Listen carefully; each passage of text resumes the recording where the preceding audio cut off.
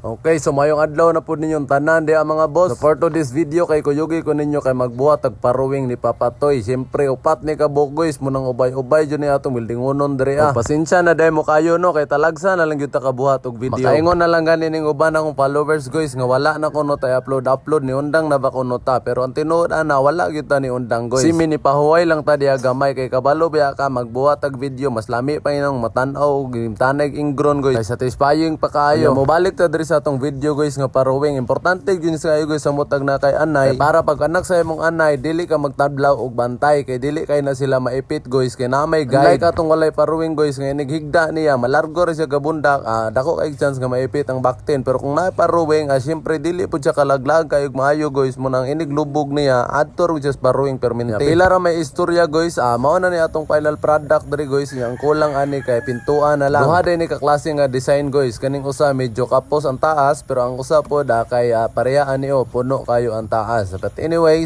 depende ra guna sa tagiya guys kung unsa yang ganahan na porma. Nya mao din ang ikaupat po diri guys na diri sulod atong tan-awon mao din ang ikaupat guys nya wala pa kini na human no tiliwason pa jud na yung diri ra tataman bye bye.